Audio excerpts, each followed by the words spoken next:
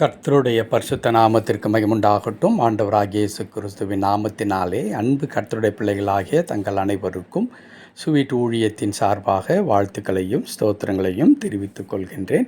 லூக்கா எழுதின நற்செய்தி நூல் 1 அதிகாரம் 13வது வசனம். லூக்கா 1 அதிகாரம் வசனம் 13. தூதன் அவனை நோக்கி, சகரியாவே, பயப்படாதே, உன் வேண்டுதல் கேட்கப்பட்டது. உன் மனைவியாகிய எலிசபெத்து உனக்கு ஒரு குமாரனை பெறுவாள்.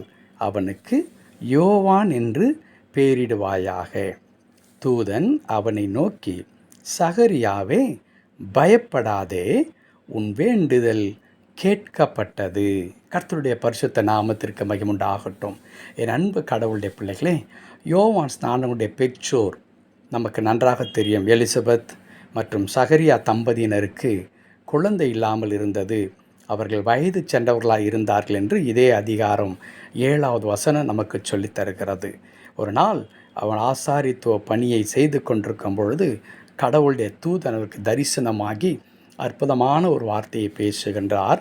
சகரியாவே, நீ பயப்படாதே, உன் வேண்டுதல் கேட்கப்பட்டது என்று சொல்லி அதற்கு பிறகு யோவானுடைய பிறப்பை குறித்து அவர் எப்படி இருக்க வேண்டும், என்ன செய்ய வேண்டும் என்பதையெல்லாம் சொல்லித் தருகிறார்.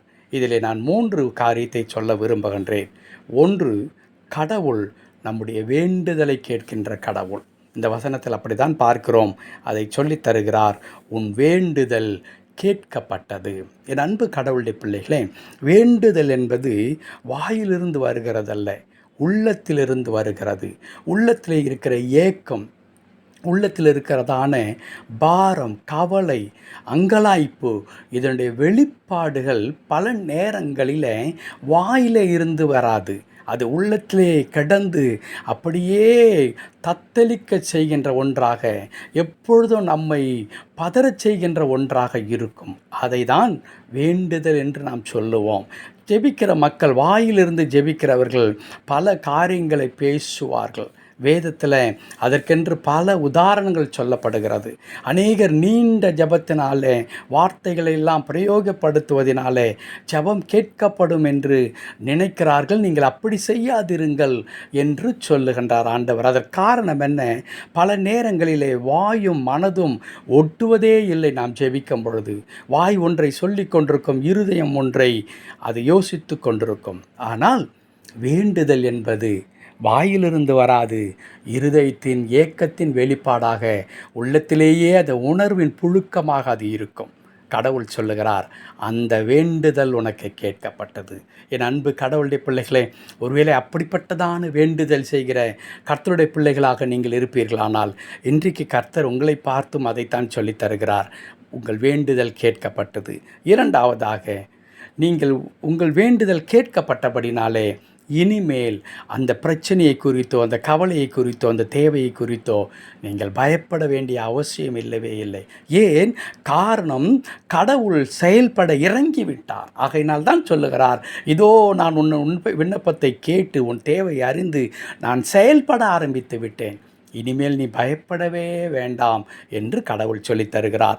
3வதாக அந்த இடத்துல பார்க்கின்றோம். அந்த சகரியாவை பார்த்து உன் வேண்டுதல் கேட்கப்பட்டது என்று சொன்ன ஆண்டவர் அங்கே ஒரு வழிகாட்டுதலை சொல்லித் தருகிறார். உன் குமாரனை நீ பெறுவாய், அவருக்கு யோவான் என்று நீ பெயரிடு என்று சொல்லிவிட்டு அதற்கு பிறகு அந்த குழந்தையை எப்படியெல்லாம் அவர்கள் வளர்த்தெடுக்க வேண்டும் என்றெல்லாம் சொல்லிக் கொடுக்கிறதை நாம் பார்க்கின்றோம். 3வதாக, வேண்டுதலை கேட்கின்ற கடவுள், நம்மை பயப்படாதே என்று சொல்லி தருகிற ஆண்டவர், நாம் தொடர்ந்து முன்னேறுவதற்கு, தொடர்ந்து நம்முடைய வாழ்க்கையில் என்ன செய்ய வேண்டும் என்பதற்கு அவர் ஆலோசனை சொல்லி வழி நடத்துகின்ற கடவுளாக இருக்கின்றார்.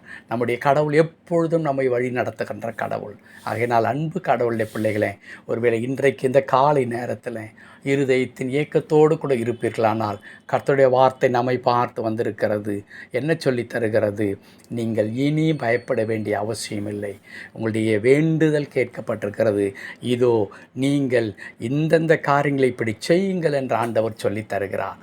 சகரியாவை போல தேவ சமூகத்திலே நாம் காத்திருந்து, ஆண்டவரே சொல்லும் அடியேன் கேட்கிறேன் என்று சாமுவேலை போல நாம் ஜெபிப்போமானால், கடவுள் ஒரு சிறு பிள்ளைக்கு சொல்லித் தருவதைப் போல நம்முடைய வாழ்க்கையில் என்ன செய்ய வேண்டும், நம்முடைய பிரச்சனைகளை எப்படி அதை நாம் ஆண்டு கொள்ள வேண்டும், எந்த நிலையில் அதை சரி செய்ய எல்லாவற்றையும் கடவுள் சொல்லித் தருவார். அவருடைய ஆலோசனை கேட்டு நடப்போம். கர்த்தர் நம்முடைய வாழ்க்கையில் பெரிய காரியங்களை செய்வார். செபிக்கலாமா? அன்பு நிறைந்த ஆண்டவரே, நம்மை துதிக்கிறோம் கர்த்தாவே. நீர் யோசனையில் பெரியவர், எங்களை வழி நடத்துகிற கடவுள், எங்கள் வேண்டுதலை கேட்கிற கடவுள், எங்களை பயப்படாதே என்று தைரியம் ஊட்டுகிற கடவுள். நம்முடைய திருக்கரத்தில் எங்களை அர்ப்பணிக்கிறோம் கர்த்தாவே. எங்கள் விருப்பத்தின் படியை தாந்தொடித்தனமாக நாங்கள் எதையும் செய்கிறவர்களாக இல்லாமல் தெய்வ சமூகத்தில் காத்திருந்து உம்மிடத்திலே இருந்து வழி நடத்துதலை நாங்கள் பெற்றுக்கொள்ள எங்களுக்கு கிருபை தாரும். திருக்கரத்தில் தாழ்த்தி அர்ப்பணிக்கிறோம். பொறுப்பெடுத்துக் கொள்ளும் மீட்பர் நாமத்தில் பிதாவே. ஆமென், ஆமென்.